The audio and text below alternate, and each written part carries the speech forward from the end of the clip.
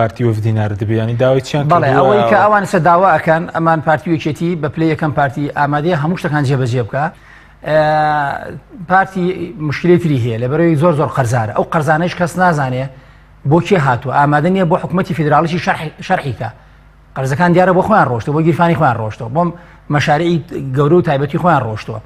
ئەم قەرزانە ئێستا لای مەوازح نیم قەرزانە لەکوێ وەریان گرتووە هێنایانە خراوەتە کوێ، سندوقێک دیار نییە، بابەتێک دیار نییە. بۆیە یعنی وەکو لای ئێمەوە کە کەشفیان نەکردووە میلەتەکەی خۆیان، حکوومەتی عێراقیش داوای ئەوە کرا بۆ ئەوانیشی کەشف ناکەن، ینی دەوڵەتی فیدراالیش نازانێ ئەم قەرزانە ئێستا بۆچی وەریان گرتووە.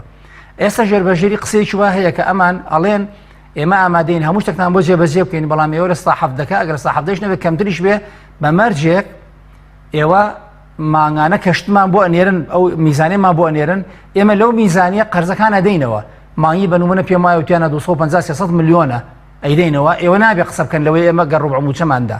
بەڵام مەبەستمەوەتانێ عێراقی ئەمان پارتی وەکێتی ئامادەن هەموو شتەکان جێبەجێ بکەن بە تایبەتی پارتی میزانەکە چەنەکە یەت بێتە کوردستانەوە، ئەمان ڕازین هەموو شتەکان جێبەجێکەن بەو مەرجەی ئەو قەرزەی کردویانە کە بۆ خۆیان کردیان بۆ میلەتیان نەکردووە لە میزانی ئەوەی کە دەوڵەتی فیدراالی نێرە بۆرەوە قەرزە بدەنەوە.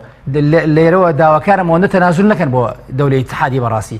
ئەم میلەتە هێشتا میلەتێکی بەهێزە، میلەتێکی بەقەوەتە. هەروەکو ساڵی 1970 لە 16 ساڵ 1975 کە پارتی دموکراتی کوردستان ئاشبەتاڵی کرد، ئەو کاتەش بروسکەی تەنازولی نرد بۆ بەغا هەروەکو ئێستا بە هەرزانی هەر نەیشی کڕی، بە پارەیەکی هەرزانیش نەیکڕی، بۆی هیم کات و دانوستان کار لەگەڵا، تەفاوز کار لەگەڵا، مفاوزات کار لەگەڵا. نازانم ینی دەسەڵاتێک لە 25 ساڵ حکم بکات بیرە لەم میلەتە نەکاتەوە. هەتا ئێستا ئەوە ئەڵێ ڕۆژانە لەمەودا 8 ساعات کارەبات هەیە. ئەم دەسەڵاتە کە تویان بینی ئەوان بوون بە ئەمبراتۆر، بوون بە فەراعینە، میلەتەکەش وای لێ هاتووە ڕۆژ بە ڕۆژ بەرەو دامایی و بەرەو قوربەسەری و بەرەو سوالکردنە ڕوا بەڕاستی. ئەگەر یاسا سەروەر بێ مؤسساتی هەبێ، یعنی معقولە ئەم وڵاتە ئێستا لە گەورەترین ئینهیارایە، داوای کاگنێچی استقالی بکردایە، کاقوباد استقالی بکردایە، مانە نەک استقالە، مانە دادگا و حکم و ینی مؤسساتی دادگا هەبێ لە وڵاتە ئەمانە بەشێکی زۆر لەم بەرپرسانە بێ لە سێدارە بدرێن، بەشێکی زۆریشی بەسێکی تریش هەبێ لە کونجی بەندیخانەکانە بن هەتایە.